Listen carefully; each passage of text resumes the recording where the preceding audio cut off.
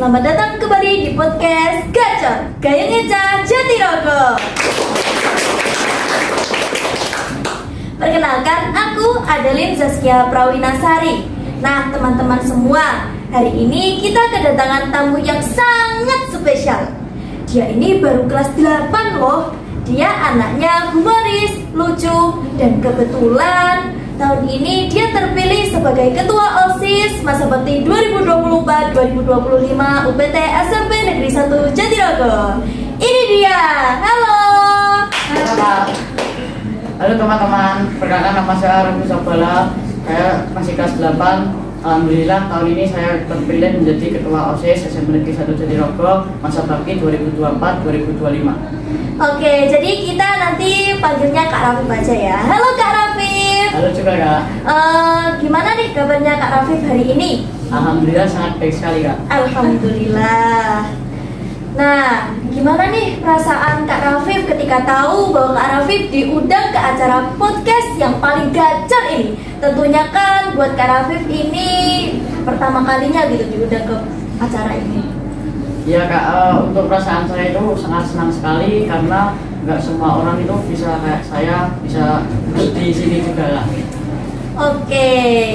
Nah, ngomong-ngomong, Kak Rafif ini di rumah punya hobi apa? Untuk hobi saya yang pertama itu saya suka lari Kak. Lari? Oh waduh, lari dari kenyataan ini ya, jangan-jangan. Waduh. Yang kedua itu saya suka renang Kak. Jadi seminggu itu 2 kali. Renangnya di mana kalau boleh tahu? Biasanya itu pindah-pindah Kak, tergantung situasi ya. Berarti kalau tergantung situasinya, kalau renangnya tutup berarti kakak bisa berenang di kali nih? Ya, bisa. Bisa berenang sama ikan lele ya? Iya. Oke, lanjut. By the way, selamat ya atas kemenangan Kakak Rafif sebagai Ketua OSIS periode 2024-2025 ini. Perasaannya gimana sih Kak bisa terpilih menjadi Ketua OSIS SMP Negeri 1 Jatirogo ini? Untuk perasaan saya juga sangat senang sekali karena awalnya itu saya ingin jadi anggota OSIS biasa, tapi ada calon ketua OSIS itu saya akhirnya daftar, alhamdulillah kok jadi. Wah, ini berarti coba-coba berarti ya. Cakep. Tujuan dan motivasi Kak Rafif ini sebagai ketua OSIS itu apa sih? Untuk tujuan saya untuk menjadi ketua OSIS itu yang pertama adalah orang tua. Orang tua saya itu suka kalau saya jadi ketua OSIS karena impian mereka juga. Oh, berarti secara langsung kayak didukung banget gitu ya? Iya. Yang kedua itu untuk saya sendiri karena saya ingin belajar untuk memimpin sebuah organisasi. Cakep. Kak Rafif, sebelum terpilih menjadi ketua OSIS ini kan ada pembentukan kandidat-kandidat calon ketua OSIS kan? Nah, itu dulu itu membentuk kandidat-kandidatnya itu seperti apa sih Kak proses pembentukannya? Itu tuh kayak ditunjuk atau mencalonkan diri sendiri sih? Oh, untuk pemilihan itu kami OSIS itu memberanikan diri untuk mengajukan diri sebagai ketua OSIS. Berarti mengajukan diri atas kemauan sendiri ya, gitu? Ya. Tidak ada ditunjuk atau apa gitu? Ya, ini murni kemauan sendiri.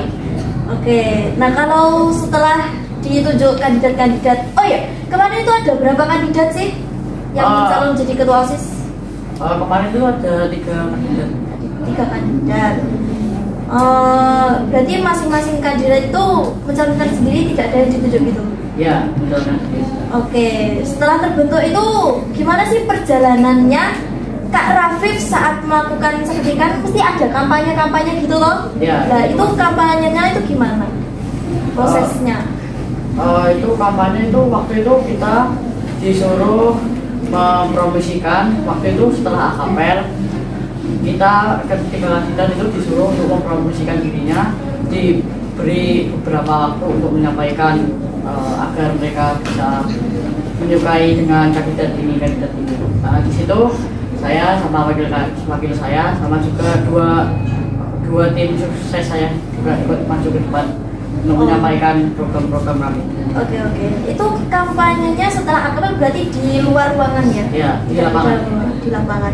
Nah, waktu kampanye itu yang disampaikan apa aja sih Kak kalau boleh tahu? Waktu itu saya hanya menyampaikan program kerja saya ketika sudah menjadi ketua OSIS.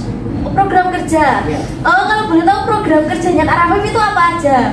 Nah, ini yang pertama itu saya itu akan menjadikan setiap kegiatan menjadi dokumen dan evaluasi. Berarti setiap kegiatan itu nggak ada yang mendokumentasi terus dievaluasi gitu? Ya. Oke. Yang kedua, saya ingin berkolaborasi dengan organisasi lain ya, seperti UKS, IG, Dewan Galang seperti itu Pak. Waduh, menarik banget nih. Kira-kira untuk kolaborasinya itu yang seperti apa sih Kak? Kolaborasi sama organisasi-organisasi lain? Mungkin itu seperti untuk mempersiapkan akapel, tugas-tugas upacara hari-hari tertentu juga Kak. Seperti itu. Berarti bisa bergiliran untuk membantu setiap yang kelas yang akan menjadi petugas itu ya? Ya. Oke. Lanjut, apa Kak? Prokernya ada lagi? Prokernya yang ketiga itu saya itu akan mengadakan kelas meeting dengan tema ekspor. Wah, ekspor gimana itu Kak? Apa? Kelihatannya menarik banget. Ya, itu kita akan mengadakan ekspor ML kalau nggak salah. ML itu Mobile Legends? Ya, Mobile Legends. Waduh. Sesuai kemauan anak-anak yang mau ikut ekspor game ini Kak. Oke. Nah Kak Raffi, sebagai seorang ketua OSIS pasti memiliki sebuah visi misi yang harus diwujudkan. Apa sih visi misi Kak Raffi sebagai ketua OSIS ini? Visi saya yang pertama itu membangun generasi SMP Negeri 1 Jatiroba pemimpin berkarakter unggul. Tentang membangun generasi yang unggul, kira-kira bagaimana merealisasikan visi tersebut? Jadi siswa akan memilih kegiatan ekstrakurikuler yang mereka sukai, jadi mereka bisa mengikuti lomba-lomba dalam ekskul tersebut. Oke, kalau memiliki sebuah visi tentunya harus memiliki misi untuk mewujudkan misi tersebut. Nah, misinya Kak Rafif untuk mewujudkan visi tersebut itu apa aja? Misi saya yang pertama itu mendorong kreativitas melalui beragam kegiatan ekstrakurikuler.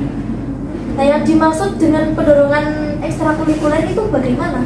Yang saya sebutkan tadi, jadi mereka bisa memilih kegiatan ekstrakurikuler yang mereka sukai, sepertinya contoh poli. Jadi poli itu juga ada lombanya kan, mereka juga bisa ikut lomba. Oke, Kak Rafif, sebagai seorang ketua OSIS itu tentunya juga memiliki visi misi yang harus diwujudkan toh. Nah, apa sih visi misi Kak Rafif sebagai ketua OSIS itu? Nah, ya Kak, ini sebelumnya saya jawab yang visi dulu ya Kak. Oke. Yang visi saya pertama itu membangun generasi SMP Negeri 1 Jatiroba pemimpin berkarakter unggul Kak. Generasi yang berkarakter unggul itu kira-kira bagaimana merealisasikannya sih? Jadi siswa itu bisa memilih kegiatan ekstrakurikuler yang mereka mau untuk bisa menaikkan prestasi mereka masing-masing di bidang bakat mereka masing-masing. Oke. Kalau punya visi nih, pasti juga memiliki misi yang harus diwujudkan. Nah, misinya Kak Rafif itu apa saja? Nah, ini dia misi saya yang pertama itu menginspirasi siswa-siswi untuk berprestasi melalui beragam kegiatan ekstrakurikuler. Nah, yang dimaksud dengan pendorongan ekstrakurikuler itu yang bagaimana? Jadi mereka bisa memilih kegiatan yang mereka suka di setiap kegiatan ekstrakurikuler itu biar bisa berprestasi di dalam bidang mereka masing-masing tersebut. Yang kedua, misi saya itu mewujudkan lingkungan sekolah yang aman, bersih, dan nyaman Kak. Yang ketiga itu kita bisa mendorong kreativitas mereka melalui beragam kegiatan ekstrakurikuler Kak. Oke. Kak Rafif, di sekolah ini terkadang kan ada isu-isu yang beredar, isu-isu negatif itu yang beredar. Nah, gimana sih tanggapan Kak Rafif tentang isu-isu yang beredar di sekolah ini? Kegiatan ini pasti itu ya Kak. Kalau menjelang kampanye kayak gini-gini tuh mesti ada isu-isu mesti kan dari ya manapun, dari siswa-siswa juga. Untuk sikap saya sih ya diam aja sih Kak. Kalau merasa tidak melakukan yang mereka katakan itu ya nggak usah ya. Kayak yang merugikan gitu ya? Itu nggak usah merugikan orang lain, walaupun kita sendiri kan juga nggak melakukan yang mereka katakan ya. Nah Kak Rafif, di sekolah ini tentunya tidak luput dari isu-isu negatif yang beredar. Nah, gimana sih tanggapan serta cara menyikapi Kak Rafif tentang isu-isu negatif itu sih? Untuk isu-isu itu kemarin tuh baru aja ada siswa yang membawa peralatan yang dilarang oleh sekolahan untuk dibawa ke sekolahan. Nah itu untuk cara menyikapi saya itu, saya memperingatkan kepadanya agar tidak membawanya lagi, karena ini berkaitan sama sekolahan juga, sama guru-guru juga kan, terutama sama guru BK. Oh oke. Berarti membawa barang-barang yang tidak diperlukan di sekolah itu juga merupakan isu negatif ya kan? Iya. Oke, aku pengen tahu nih Kak, untuk kedepannya planning Kak Rafif itu apa sih? Apalagi kan Kak Rafif sekarang sudah jadi seorang ketua OSIS gitu.